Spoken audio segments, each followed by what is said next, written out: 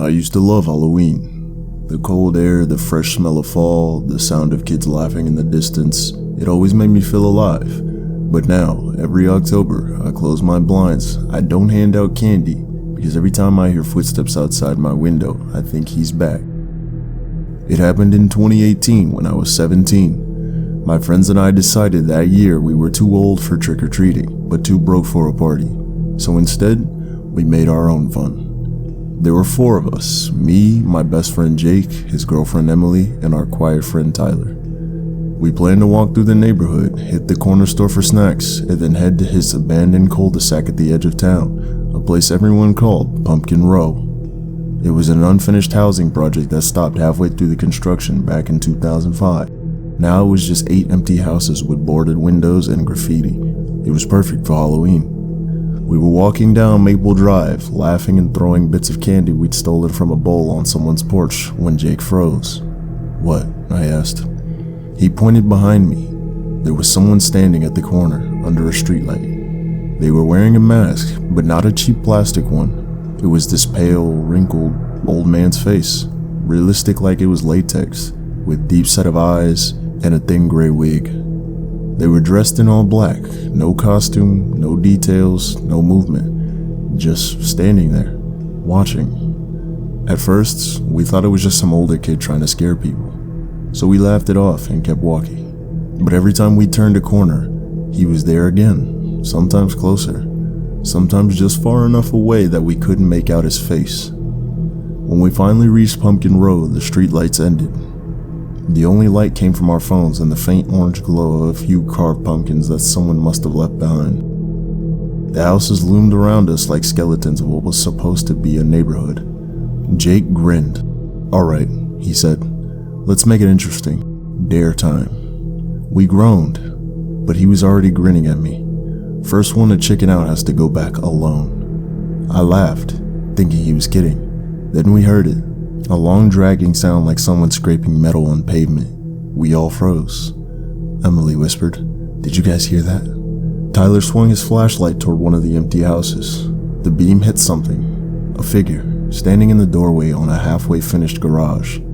Same mask, same clothes, just standing there. Jake yelled, "Okay, not funny, dude." But the figure didn't move. Then when Emily screamed, the man took one slow step forward, then another, dragging something behind him. It wasn't metal, it was a shovel. We bolted, running through the half-paved streets, past the skeletal houses, tripping over debris. When we finally stopped, gasping for air, we were back near the entrance of Pumpkin Row. We didn't see him, but then Tyler pointed toward a parked car about 50 feet away. The back door was open. Inside, under the dim streetlight, the same mask hung over the rearview mirror. We froze. If that mask was there, who had been following us? We sprinted towards the main road, not even looking back. Jake said his cousin lived nearby and that we could cut through the backwoods to get to his house faster. That's when we heard the engine, a low rumbling somewhere behind us. Headlights flickered through the trees. It was a black pickup truck, rusty, dented, with one headlight out. We ducked behind a row of bushes as it passed, holding our breath. For a second, we thought we were safe. Then the truck stopped. It just sat there, idling. Then click. The passenger door opened. Someone stepped out. Not the masked man this time. This one wasn't wearing a costume. It was an older guy, maybe in his 40s, heavyset, wearing a dirty work jacket. He scanned the woods with a flashlight, and then, in the truck's bed, we saw a mask. And next to it, 4 pumpkins, each carved with a single letter, O-U-T-S. Jake whispered, "What the hell does that spell?" But before we could figure it out, the man turned in our direction and we ran again. We finally reached Jake's cousin's house, a small blue 1-story at the end of the dead road. The lights were off, but we didn't care. We banged on the door until our fist hurt. No answer. Tyler tried the handle. It was unlocked. We ran inside and locked it behind us. It smelled musty, like no one lived here in years. But at that point, anything felt safer than being outside. Emily was crying, and Jake was trying to calm her down. I went from the front window to peek outside. The truck was parked out at the end of the driveway. Engine still running, headlights aimed directly at the house. Then it shut off. The lights went dark, but I could still see movement. 2 figures now. one from each side of the yard, walking toward the house. We ran for the back door, but it wouldn't open. It was nailed shut. Jake found a flashlight and it shined down the hallway. There was a staircase leading down into the basement. It was the only place we could hide. We went down one by one. The stairs creaked so loudly I swore they could hear us. Once we reached the bottom, we found old furniture covered in sheets and a single dirty window that looked out the backyard. I peeked through it and saw the truck again. Now the tailgate was open, and those pumpkins, they'd been rearranged, the letters now spelled stop. Then came the sound. 3 slow knocks from upstairs, each one heavier than the last. Jake whispered, "Don't move." Then we heard footsteps above us, 2 people, maybe 3. The board creaked, the air vent rattled, and then silence. We waited 5 minutes, 10, 15, nothing. Then the basement door opened.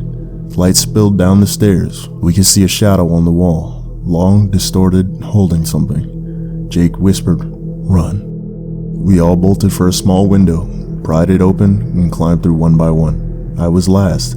Just as I got through, a hand grabbed my ankle. I kicked hard and fell onto some cold grass outside. The door above slammed shut, and then the truck started again. We didn't stop running until we hit the next main road. A passing driver saw us and pulled over. He said we looked pale, like we had just seen some ghost. When we pointed back toward the pumpkin road, the road was empty. No truck, no lights, nothing. The police went there that night. They found tire tracks, boot prints, and 4 smashed pumpkins, but no people and no mask. It's been 6 years. Jake and Emily moved away. Tyler doesn't talk about that night anymore. Every Halloween, I get this uneasy feeling, like I'm being watched again. And last week, when I went to take out the trash, I saw something sitting at the end of my driveway. It was a pumpkin, freshly carved, 1 single letter on the front, an S. They said those houses were demolished 2 years ago, but sometimes, late at night, when the air turns cold and the kids are trick-or-treating, I swear, I still hear that truck engine in the distance. And every time I look out my window, I half expect to see that old man's mask staring back at me.